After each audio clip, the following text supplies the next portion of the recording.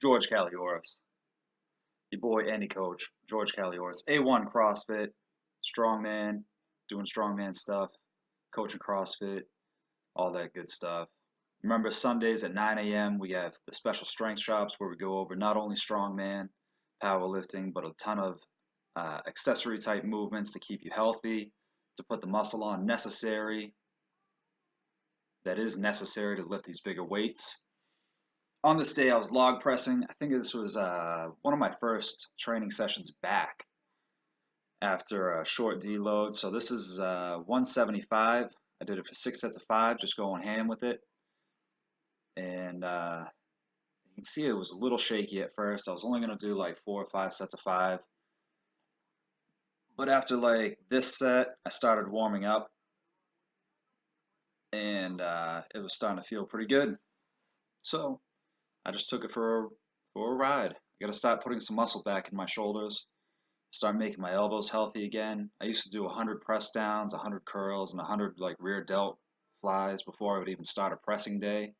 I got away from that when I started getting closer to competitions because I didn't want to get too burned out. But at the same time, you got to remember that that's the shit that got you there in the first place. So why take that stuff out? So I got to start putting that back in and getting stronger again. My shoulder's been a little wonky for a long time. I'm getting some work done on that.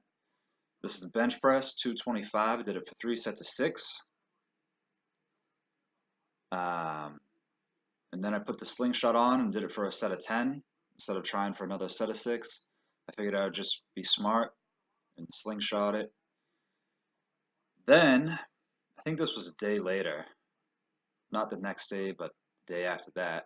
Dynamic effort deadlifting, 225, working on true speed, explosive speed. You can see I'm not really locking my hips out, which is kind of annoying. Kind of annoying, but I'm getting real fast off the floor. I was going every 30 seconds or 30-second rest. No, every 30 seconds. So it was pretty quick rest turnaround time, but I'm pretty good at the deadlift. So I like to kind of push it a little bit like that instead of just trying to add weight to it all the time. Especially on dynamic days, you can get kind of a little bit of a cardio workout from it. Not a huge one. Then I want to get good at these fucking axle rack pulls or block pulls because they kind of killed me in this last competition. So this is 250 here. I did 160 for a set of 15, 250 for a set of 12. Then I went up to 300. I did it for 3 sets of 10, but after every set, even on the warm-up sets, I would do these kneeling jumps that you're going to see in a second. So getting down with your feet behind you, kneeling position, tall kneeling position. You're going to sit back onto your feet, and then you're going to extend your hips in a violent fashion, bringing your feet up to you, landing in a squat. I don't know why my quads look so big, my legs look so big, but they do. It's kind of cool. I'll take it. Been super busy lately. Had a lot of homework, a lot of work going on. Haven't had a whole lot of time to train and haven't really wanted to either. It's kind of nice not to have to do anything after 3 months of competing, 6 months of like solid training, 5 months after solid training, not 6. But here's 300. I would switch my grip halfway through because the axle has a tendency to really twist you out of position. So I didn't want to just take the ride all the way through on one side. You can really shove your shoulders forward because that extra inch or whatever it is, it's a 2-inch axle. But here we go again, another set of 5 of these kneeling jumps. I want to just try and get faster again. I want to try and get more dynamic. So that's what I'm going to do. Include jumps into my training, gymnastics, Brazilian Jiu-Jitsu, whatever. I do it all now. Who cares? I'm a strong man with many talents. But I think that's what it takes. Practice Olympic lifting. I'm not that good at it. But I could get a little better at it. Build some stability.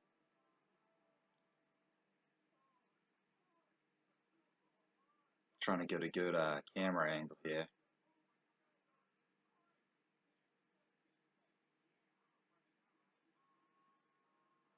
jumps.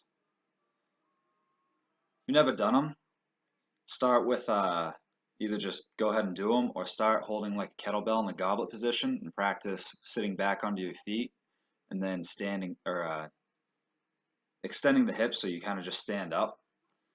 And then after all that, I took 350 or 310 for a ride or 300 for a ride for a minute just to get a ton of volume in. I ended up with 21 reps.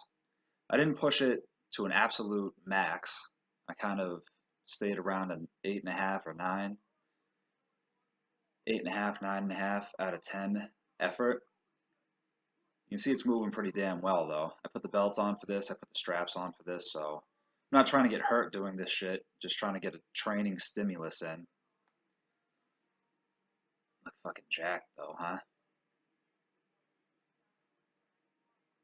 Been losing weight like crazy too. I can't keep weight on for some reason.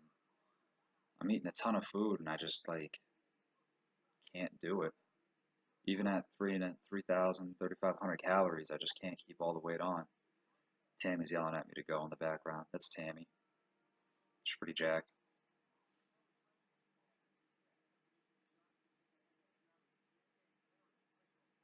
And then did some of these bent over rows or pendlay rows, working on stretching the back, getting full scapular retraction. I don't go super heavy with these. I stick around 135. If I'm trying to be, if I'm trying to kind of overload it, maybe I'll go up to like 225, but I won't be facing the ground like this either. I'll be kind of more standing up and pulling it low into my belly. And I did these single leg deadlifts too. After all the time we spend with our feet next to each other, hinging and squatting in the same moat and the same plane, it's good to have your hips kind of go the opposite way of each other. It's good for your hips, good for your joints, good for your back, good for your stability, good for your ankles, your calves, your feet. And it's a really good way to get some overload in without really overloading because it's only 140 pounds instead of using like 200 or 300 pounds on a stiff leg deadlift. You do a couple sets of these and you're even more fired up because you have to really balance. So I like doing stuff like this instead.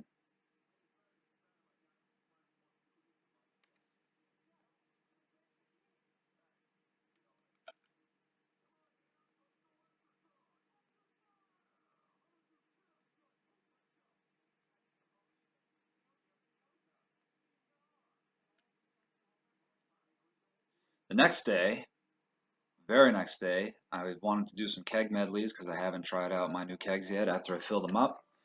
So I took a keg, I took my sandbag, and I took my mini keg, and I'll just run down the strip 60 feet, 60 feet down, and then I think I did about 6 rounds of this, and then I was just beat. I did the first round, and I like my heart was racing so hard, so fast. It was like a real wake up call. I'm not sure if it was from the deadlifts the day before or just because it was a day. I don't know, but got my heart rate up real fast, real high.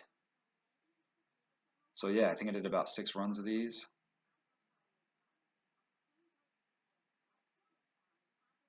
Trying just to work on technique here, speed, strongman conditioning.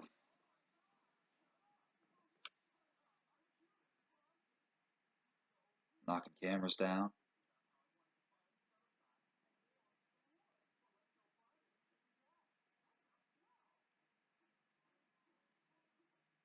Everyone's doing like a 10-minute row or something. I'm like, I don't want to fucking do that. Just want to smash on some sandbags and kegs. Fat guy stuff. All of a minute of work.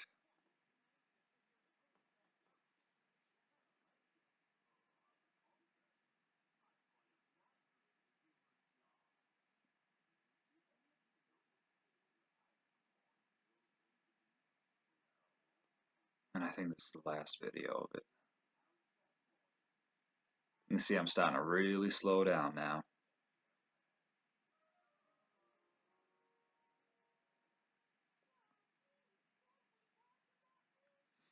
Really slowing down. Trying to speed up. Trying to remember what it felt like after I flipped that tire and then I had to carry that keg back. trying to make myself go faster, but it wouldn't happen. So trying to work on that a little bit, a little foot speed, a little conditioning, figuring things out.